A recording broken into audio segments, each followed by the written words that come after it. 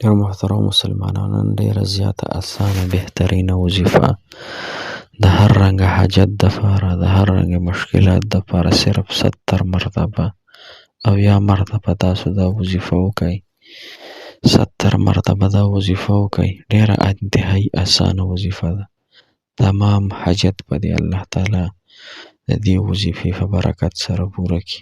په یو ورځ کې به یې پوره کړي انشاءالله چې الله تعالی وغواړي. دا وظیفه امام شافعي رحمت الله علیه ذکر کړې ده محترمو.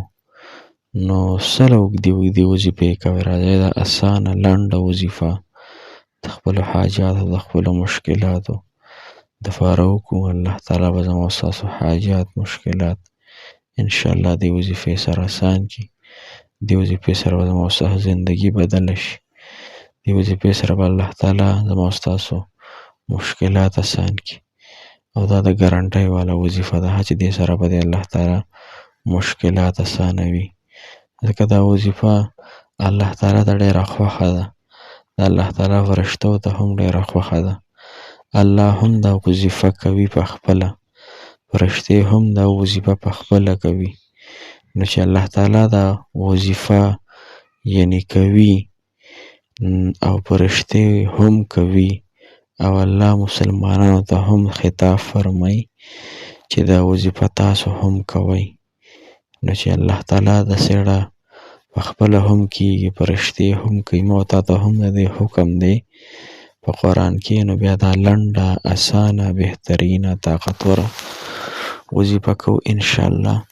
الله تعالی مو تمام حاجتونه پوره کړي. الله جل شانه مشکلات اسان کړي. نو راځئ دا وظیفه را سره ووره انشاءالله چې خوشحالیت میلو شي. السلام علیکم ورحمت الله وبرکاته.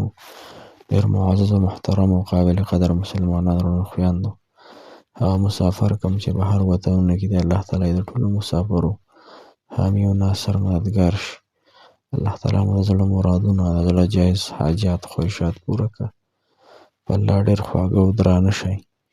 الله مو ډېر زیات خوشحاله لره. محترمو، نن زمونږ ډېره زیاته اسانه وظیفه ده، بیخي اسانه وظیفه ده، صرف د 4-5 ټکو وظیفه ده. او امام شافعي رحمت الله علیه لیکلی دی چې کوم انسان دا وظیفه روزانه 70 مرتبه او یا کرته وایي، د ټول حاجات، د ټول مشکلات، د ټول غمونه، د ټول فکرونه، د ټول مشکلات په الله جل شانه اسانوي. انسان ته بندې لارې کولاویږي، بندې دروازې به ورته خلاصیږي. چېرته هم چې دی ځي مخکې به د الله تعالی د ټول ترتیب برابر کړی وي. کم حاجت له چې ورځي دا حاجت پوره کېدو دپاره الله تعالی به دا حاجت پوره کړی وي. محترمو، ډېر زیات اسانه وظیفه ده. نو راځئ دا وظیفه را سره واورئ، عمل پې وکړو، د عمل په نیت باندې وکړو، د ثواب په نیت باندې وکړو. انشاءالله چې الله جل شانه مو سره حاجات پوره کړي.